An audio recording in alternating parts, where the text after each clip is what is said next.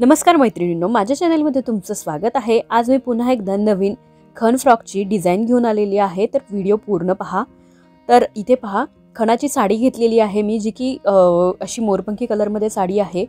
त्याचबरोबर मी अस्तर घेतलेला आहे, जे की बॉटमसाठीचा अस्तर 2 मीटर आहे आणि वरचा जो टॉप पार्ट आहे ते अर्धा मीटर साधारण फॅब्रिक आहे कॉटनचं।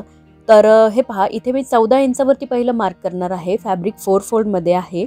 माझ्याकडची बाजू बंद, समोरची बाजू ओपन आहे आणि वरती आता इथे सरळ रेष जी आहे ती मी आखून घेणार आहे दाखवल्याप्रमाणे। सरळ रेष इथे आखून घ्यायची आहे। स्केलचा यूज केला तरीही चालणार आहे। टॉप पार्टची जी फ्रॉकचा टॉप पार्ट आहे त्याची उंची आपल्याला साधारण 13 इंच तयार ठेवायची आहे आणि हा फ्रॉक आपण 10 वर्षाच्या मुलीसाठी बनवत आहोत। शोल्डरसाठी इथे मी 5.5 इंचावरती मार्किंग केलं आणि साधारण 6 इंच आमोलसाठी मी मार्किंग करून घेत आहे। आमोलची जी लाईन आहे ती स्ट्रेट यायला हवी। व्यवस्थित तुम्ही स्केलचा वापर करा जर बिगिनर्स असाल तर। आणि अशा पद्धतीने आमोलचा शेप ड्रॉ केल्यानंतर इथे चेस्टचा 4th पार्ट घ्यायचा आहे। चेस्ट आहे 32 भागिले 4 केलं तर 8 इंच येतं। 8 इंचावरती मार्किंग केलं प्लस 1.5 इंच मार्जिन यामध्ये ॲड करून घेतलेली आहे। मार्जिनचं मार्किंग पुढे करून घेतले आपण। त्याचबरोबर आता खालच्या बाजूने 7.5 इंच वेस्टचा 4th पार्ट घेतलेला आहे प्लस 1.5 इंच मार्जिन। दोन्ही लाईन्स ज्या आहेत त्या व्यवस्थित कनेक्ट करून घ्यायच्या आहेत किंवा दोन्ही पॉइंट्स कनेक्ट करून घ्यायचे आहेत दाखवल्याप्रमाणे। आता त्यानंतर या साईजमध्ये इथे तुम्हाला मी गळारुंदी किती घ्यायची ते दाखवतो। तर या साईजमध्ये मी 2.5 इंच गळारुंदी घेणार आहे आणि गळ्याची मार्किंग आपण नंतर करणार आहोत किंवा कटिंग जी आहे ती मेन फॅब्रिकवरतीच हे करणार आहोत आपण। इथे ड्रॉ करून दाखवते। तर साधारण 2.5 इंच इथे मी गळारुंदी घेतली। स्क्वेअर जो आहे ड्रॉ करून घ्यायचा आहे। तुम्हाला जर कॅनव्हास पेपरवरती गळ्याची कटिंग करायची असेल तरी चालेल किंवा डायरेक्टली तुम्हाला जर अस्तरच्या फॅब्रिकवरती गळ्याची कटिंग करून जर शिवता येत असेल पॅटर्न तरी चालेल। त्यानंतर हे पहा, इथे मी मार्किंग केले साधारण अर्धा इंच। कर्व स्केल घेतलेली आहे। पुढचा गळा जो आहे तो गोलाकार घेतलेला आहे मी। फ्रंट नेकमध्ये आपण पॅच लावणार आहोत किंवा पॅचवर्क नेक डिझाईन आपण इथे बनवत आहोत। 3.5 ते 4 इंच बॅक नेक डीप ठेवायचा आहे। 3.5 इंचावरती मी मार्किंग केलेलं आहे। इथे देखील सरळ रेष आखून घ्यायची आहे दाखवल्याप्रमाणे। कर्व स्केलचा वापर करून इथे देखील मी गळ्याचा गोल आकार जो आहे तो देऊन घेतलेला आहे। आता त्यानंतर काय करायचं आहे, केलेल्या मार्किंग प्रमाणे कटिंग करायची आहे आणि दोन्ही पार्ट सेपरेट करायचे। त्यापूर्वी आमोलची मार्किंग करून घेऊयात। तर फ्रंट आमोलसाठी 1 इंच आणि बॅक आमोलसाठी 1.5 इंचावरती मार्किंग करायचं। हे सर्व साइजेससाठी सेम मार्किंग असणार आहे। तुम्ही 1 वर्ष ते 10 वर्ष किंवा 14 वर्षापर्यंत गेलात तर हे मार्किंग सेमच असणार आहे, 1 इंच आणि 1.5 इंच। आता अस्तरच्या फॅब्रिकवरती आपल्याला पहिल्यांदा बॅक पार्टचा बॅक नेक आणि बॅक आमोलची कटिंग करायची। दोन्ही पार्ट सेपरेट करून घ्यायचे आहेत। इथे मी मार्किंग फक्त करून ठेवलेली आहे नेकची।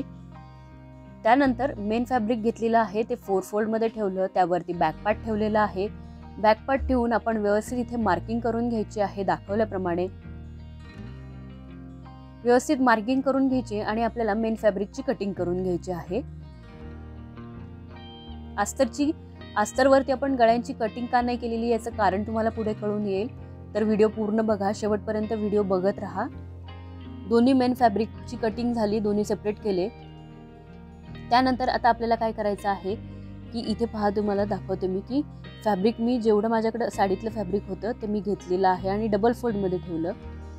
13 इंच टेप वरती ठेवलेला आहे टॉप पार्टसाठी आणि तिथून खाली आपल्याला बॉटमसाठी मार्किंग करायचं। तर फ्रॉकची रेडी लेंथ जी आहे आपण 37 इंच ठेवणार आहोत प्लस 1 इंच। अशा पद्धतीने 38 इंचावरती मार्किंग केलं। तर या साईजमध्ये 25 इंच आपण बॉटम कट केलेला आहे उंचीचा आणि रुंदीला हे कापड किती आहे तर साधारण 2 मीटर हे कापड आहे, म्हणजे पूर्ण मागचा आणि पुढचा घेर 2 मीटर आहे। तर इथे पहा, 2 काठांचे पीस घेतलेले आहेत आणि त्यामध्ये मी एक लेस, समोसा लेस किंवा गोटापट्टी लेस म्हणतात ती मध्ये ठेवून मी जॉईंट करून घेतली। त्यानंतर आता फ्रंटचा पार्ट घेतलेला आहे मेन फॅब्रिक, त्यावरती सेंटरच्या बाजूने हे दोन्ही काठ आपल्याला ठेवायचे आहेत, म्हणजे काठांचा सेंटर आणि जो मेन फॅब्रिक आहे त्याचा सेंटर घ्यायचा आहे आणि त्यावरती ते ठेवायचं आहे। त्यानंतर बॅक पार्टचं मेन फॅब्रिक सरळ ठेवायचं आणि त्यावरती अस्तरचं फॅब्रिक ठेवून घ्यायचं आहे. आता हे पहा, हा जो पॅच आहे तो मी तिन्ही बाजूंनी व्यवस्थित शिवून घेतला किंवा स्टिच केला, कुठेही धागे निघणार नाहीत या पद्धतीने. मेन फॅब्रिक घेतलं, त्याचा सेंटर काढून घेतला, मार्किंग करून घेतलेलं आहे सेंटरच्या बाजूने. त्यानंतर हे पहा, अशा पद्धतीने हा पॅच आपल्याला इथे ठेवायचा आहे, बरोबर सेंटरला ठेवायचा आहे आणि पिनने सिक्युअर करून घ्यायचा. इथे पिना मी लावून घेतल्या. आता सेंटरपासून आपण इथे स्टिच करायला सुरुवात करणार आहोत. या पॅचला तुम्ही आतल्या बाजूने अस्तर लावून रेडी केलं तरीही चालणार आहे. अस्तर लावून रेडी केलं तर अजून त्याला जास्त छान फिनिशिंग येते. तर इथे सेंटरपासून हे पहा, जसं मी दाखवते त्याच पद्धतीने तुम्हाला देखील हा पॅच जो आहे तो जॉईंट करायचा आहे. इथे तुम्ही चौकोनी न घेता गोल आकार जरी देऊन घेतला तरीही चालणार आहे. पॅच जॉईंट करून घेतला, त्याला सर्व बाजूंनी लेस लावून घेतलेली आहे मी. आता मेन फॅब्रिक ठेवलेलं आहे सरळ आणि त्यावरती अस्तरचं फॅब्रिक ठेवून घेतलं मी. आता सर्व फॅब्रिक पिनने सिक्युअर करून घ्यायचं आणि ज्या पद्धतीने गळ्यांची आपली मार्किंग आहे, हे पहा, गळ्याची जशी मार्किंग आहे त्या मार्किंगवरती आपल्याला स्टिच करायचं आहे. पिनने सिक्युअर करून घ्यायचं आहे सुरुवातीला. त्यानंतर सेंटरच्या बाजूने स्टिच करायचं. त्यानंतर फुटर फिरवून घ्यायचा आहे, कापड फिरवून घ्यायचं फुटर वर करून आणि नेकचा जो आकार आहे त्या पद्धतीने आपल्याला हा जो नेक आहे तो रेडी करायचा. तर आता एक्स्ट्रा फॅब्रिक जे आहे नेकचा आता आपण कट करून घेऊयात. सेम असाच आपल्याला बॅक पार्ट रेडी करायचा आहे. फक्त बॅक पार्टमध्ये आपण झिप जी आहे ती लावणार आहोत किंवा चेन लावणार आहोत. तुम्ही हुक किंवा बटन्स लावले तरीही चालणार आहे. आता फॅब्रिक सरळ बाजूला करून घेऊयात. छान अशी फिनिशिंग आलेली आहे. इथे तुम्ही प्रेस करून घेतलं तरीही चालणार आहे. हे पहा, फ्रंट आणि बॅक दोन्ही पार्ट मी रेडी केले. बॅक पार्टमध्ये झिप लावून घेतली. आता इथे काय करायचं आहे, आपल्याला बॅक पार्टचा पार्ट घेतलेला आहे मी, त्यामध्ये बॉटमचा पार्ट आपल्याला अटॅच करून घ्यायचा. तर साईडने 2 इंच अशा पद्धतीने मार्किंग करायचं, कारण 1.5 ते 2 इंच आपण फिटिंगसाठी मार्किंग केलेलं आहे. तेवढं सोडून सर्व पार्ट्सचे आपल्याला अशा पद्धतीने प्लेट्स करून घ्यायच्या आहेत. प्लेट्सचं डायरेक्शन एका बाजूने राहील. त्याचबरोबर स्लीव्सची कटिंग करून घेतलेली आहे. स्लीव्सची जी उंची आहे 5 इंच ठेवलेली आहे मी, 4 ते 5 इंच. बॅक पार्टमध्ये बॉटम पार्ट मी अटॅच करून घेतला. अस्तर देखील अटॅच केलं. अस्तर जे आहे, जेवढं आपण मेन फॅब्रिक घेतलं होतं बॉटमचं तेवढंच मी अस्तर घेतलेलं आहे. त्याच पद्धतीने कट करून घेतलं आणि अस्तर जे आहे ते देखील प्लेट्स घेऊन आपण अटॅच केलेलं आहे. आता शोल्डर फिटिंग करून घ्यायची आहे.